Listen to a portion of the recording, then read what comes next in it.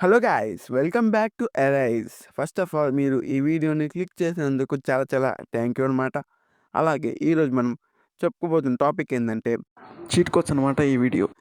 ఎంతసేపైనా ఇంకో video చేయాలనిపించింది. So, అందుకే చేసేస్తున్నాను. మీకు నా ఫస్ట్ వీడియో కావాలనుకుంటే కింద డిస్క్రిప్షన్‌లో లింక్ ఇస్తాను. ఎళ్లి చూసుకోండి. అది కూడా చాలా ఇంపార్టెంట్ వీడియో. వాటిలో కూడా చాలా ఇన్ఫర్మేషన్ ఉంది. సో, నాది కూడా ఎళ్లి చూడండి. ఇంకేం లేట్ లేకుండా let's begin our video. First of all దీంట్లో ఫస్టు చీట్ కోడ్ ఏందంటే ఎలిమినేషన్ మెథడ్ అనమాట. ఇది చాలా చాలా ఇంపార్టెంట్‌ది. ఎందుకంటే మీకిచ్చిన క్వెషన్‌లో 4 ఆప్షన్స్‌ని 4 ఆప్షన్స్‌లో 3 ఆప్షన్స్ ఎలిమినేట్ చేస్తే ఇంకొక్కటే ఆన్సర్ ఉండిద్ది. సో, మీకెప్పుడైనా ఆ క్వెషన్ రానప్పుడు మీకు ఎలిమినేషన్ మెథడ్ అప్లై చేసుకోవచ్చు. సో, ఇది ఎలిమినేషన్ మెథడ్ ఫస్ట్‌దనమాట. ఈ ఎలిమినేషన్ మెథడు నేను చెప్పే వాటిలో చాలా వాటికి ఉంటది. ఇదే ఉంటది. సో, సెకండ్ చీట్ కోడ్ ఏందంటే నియరెస్ట్ వాల్యూ అనమాట. అంటే మీకు ఫర్ ఎగ్జాంపుల్ 0.15 ఉందనుకోండి. ఇంకో దాంట్లో 0.16 ఉందనుకోండి. ఆ రెండిట్లోనే ఆన్సర్ ఉండడానికి ఎక్కువ స్కోప్ ఉంటది. ఆ రెండిట్లో అదే ఇంకా మిగతా ఆప్షన్స్‌లో ఇంకా 0 పాయింట్ లేకపోయిందే ఈ రెండిట్లో ఫర్ ఎగ్జాంపుల్ బి, సిలో ఉన్నాయనుకోండి 0.15, 0.16 ఈ రెండిట్లోనే ఆన్సర్ ఉండిద్ది. ఏదో ఒకటి చూసుకొని పెట్టుకోండి. దీంట్లో కూడా మీకు ఎలిమినేషన్ మెథడ్ అప్లై చేసుకోవచ్చనమాట. ఆ రెండిట్లో గూడా. మీకు ఏది ఇన్‌కరెక్ట్ అనిపిస్తే దాన్ని తీసేసేసి ఇంకా ఉంది మిగతాది ఆన్సర్ అనమాట. సో, దీంట్లో కూడా అప్లై అయ్యిద్ది ఎలిమినేషన్ మెథడు.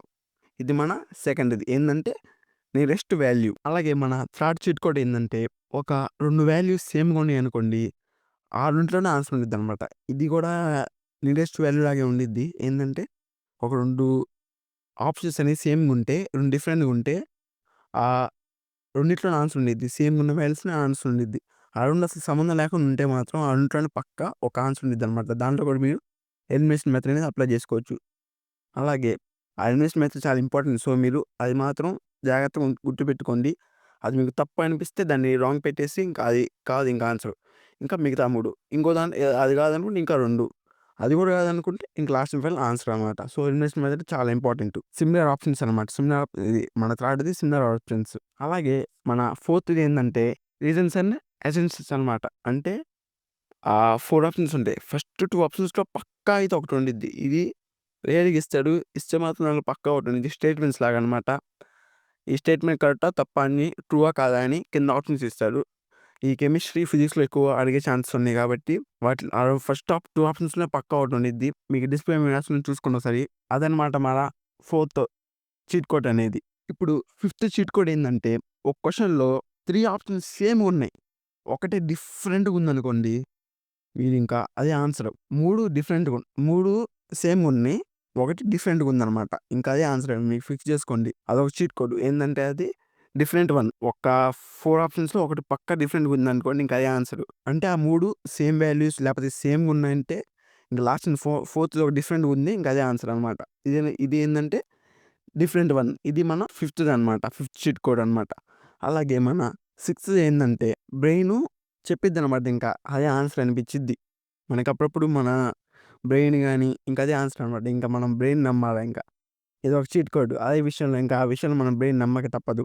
మన ఇంకా నో ఆప్షన్ ఇంకా మనం ఏం చేయలేనప్పుడు ఇంకా అదే ఆన్సరు. ఈ అన్ని చీట్ కోడ్స్ అన్నీ మీరెప్పుడు ఉపయోగించాలంటే మీ మొత్తం ఎగ్జామ్ అంతా కంప్లీట్ అయ్యే మెథడ్‌లో అదే మీకు వచ్చినయన్ని పెట్టిన తర్వాత మీరు మొత్తం ఇంక నేనేమి ఇంక నాకేం రాదు. నేనేం చేయలేనన్నప్పుడు ఈ చీట్ కోడ్స్ అప్పుడు ఉపయోగించండి. అప్పుడు ఉపయోగిస్తే మీరు నేర్చుకున్నయి కొన్ని కరెక్ట్ అవుతాయి. ఈ చీట్ కోడ్స్ కొన్ని కరెక్ట్ అవుతాయి.